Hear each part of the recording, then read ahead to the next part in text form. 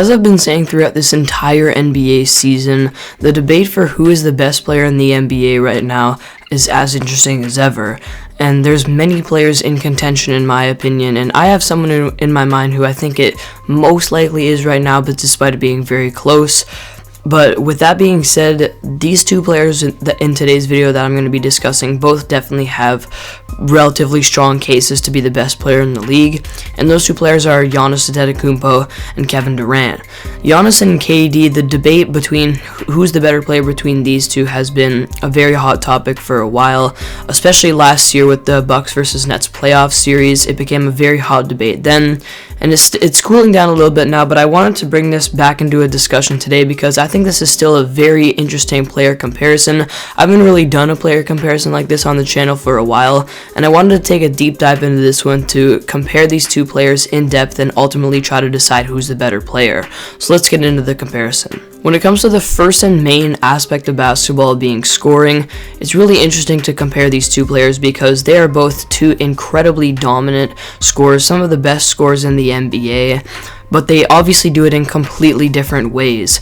Kevin Durant is arguably the greatest scorer of all time, and everyone knows him as the 7-footer who can pull up and shoot that three so easily. He's a mid-range killer. He's always around the 50, 40, 90 range, always putting up about 30 points per game, and is just such an incredible and unique talent when it comes to scoring the basketball, and that's obviously the best part of his game. His ability to create his own shot off the dribble and really just be the closest thing you can have to an unguardable one-on-one type of player because of his ability to shoot that jumper and be 7 foot. He's just an incredible scorer that's really unstoppable a lot of the time. But then you look at a player like Giannis, who is one of the most paint-dominant players that we've ever seen. And we've, of course, seen players like Shaq and many other players in the 90s who are incredible in the paint in their own different ways. But especially in the modern-day NBA, Giannis is one of the most dominant paint players that we've seen in a long time.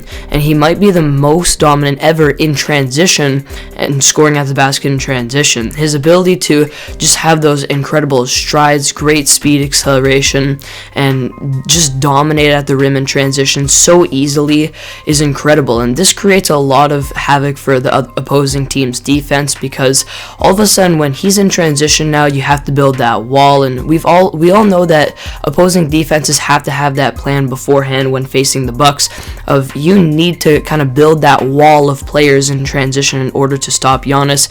And then this is another aspect I'll be talking about soon, but now he's got kind of that passing and playmaking aspect to his game, which really just makes him another kind of unguardable type of offensive player.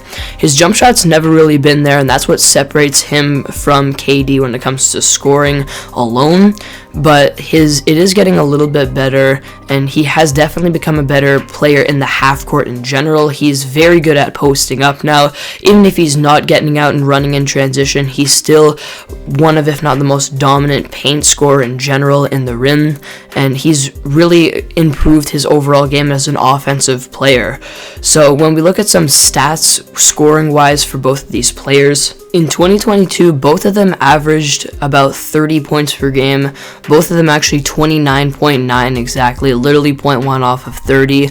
And then, like I said, KD what separates him from Giannis scoring wise is that jump shot, how he's able to hit that shot so effortlessly, and Giannis is obviously still developing that component of his game. When we look at KD's splits in field goal percentage, 3-point percentage, and free throw percentage, this year he shot 52% from the field, 38% from 3, and 91% from the free throw line, while Giannis is overall the more efficient scorer, shooting 55% from the field. Like I said, he just doesn't have that jump shot yet, shooting under 30% from the field, and improving his free throws a little bit this year, shooting about 72% from the free throw line, but still hasn't really become automatic there yet and at league average. So when we focus in on scoring, it's definitely interesting to analyze because it's really difficult because of how different these guys score. But when we look at those stats and we balance out the positives and negatives of their scoring ability, KD is still the better scorer. but it's definitely not a large gap. Another interesting aspect of both of these guys' games is their playmaking, because I think both of these players have improved over the course of their careers in this aspect of the game and become more team players overall. When we look at KD, his playmaking is kind of interesting because he's obviously sees a little bit more double teams because of how dominant of a scorer he is, and he hasn't really, in my opinion, always been a really good playmaker, but he's done, especially recently this year, a great job of finding the open teammates, making passes at the right times, finding cutting teammates, and allowing the Nets offense to flow well when he's really the one initiating it and running it. And he has pretty good court vision and overall has taken that aspect of his game to the next level. He has good gravity, good court vision, and it's just getting better overall. And like I said, I don't think that was always a good aspect of KD's game, and he was really more of a pure scorer, but he definitely is getting better there. At the same time, though, Giannis Antetokounmpo has done a great job of being a good playmaker as well.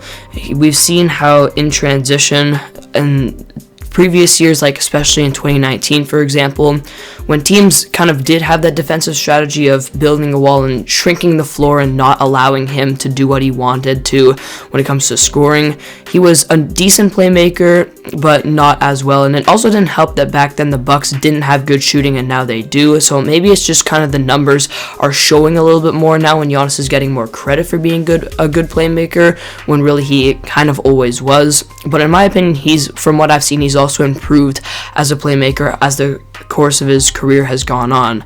This year he averaged about 6 assists per game. KD averaged about 6.5. And especially with Giannis, his ability to drive and kick has been really good. He's just getting more used to kind of the flow of that. And also when he's playing in the half court, being a pretty good passer in the post, doing things that KD does as well. Both of them are pretty good passers from the post. They have good court vision and high basketball IQ. So another interesting component of their games. And I would say they're pretty much equal when it comes to this. Overall, when you put offense all together, these are really the two main aspects that I like to look at and analyze. And I think KD's definitely the better offensive player, but not by much. And you also have to factor in the most recent data that we've seen and the most recent play that we've seen from these players.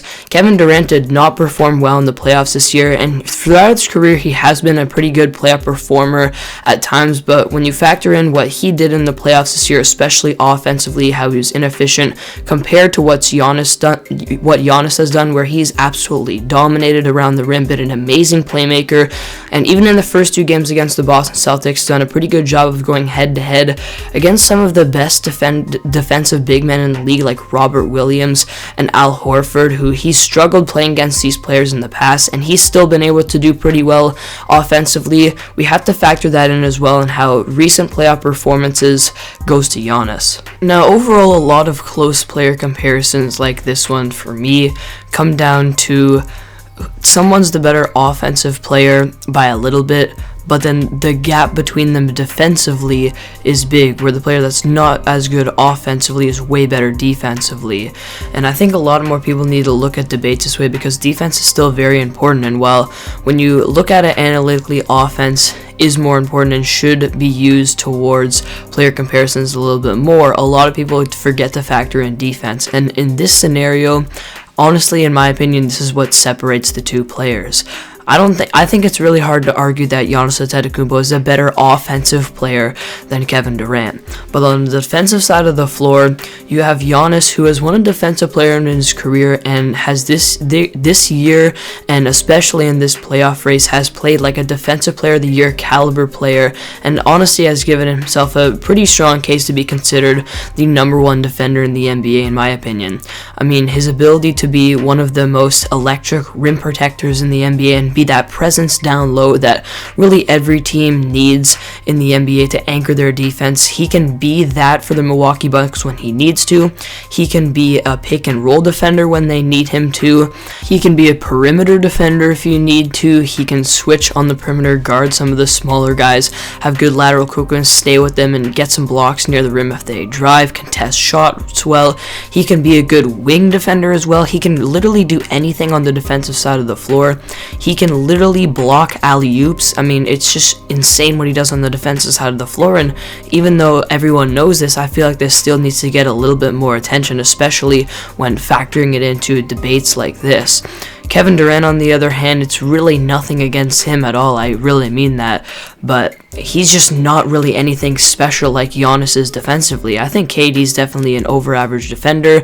He uses his length to his advantage. He can be a decent rim protector, and sometimes he's guarding the other team's best player and matching up against them, but especially we saw in the playoffs that he's not exactly an elite defender like some people maybe think, and his strength is definitely not the same as Giannis. Sometimes he's not as good a rim protector as some of the elite because of that, and I just think there's a big gap defensively here, and this has to factor in a lot as well. So honestly, I think Giannis is a much better defender than KD, and because of this and everything else I've mentioned in today's video about how unique and dominant of a player Giannis is, I'm going to give a slight edge to him in this debate over Kevin Durant right now.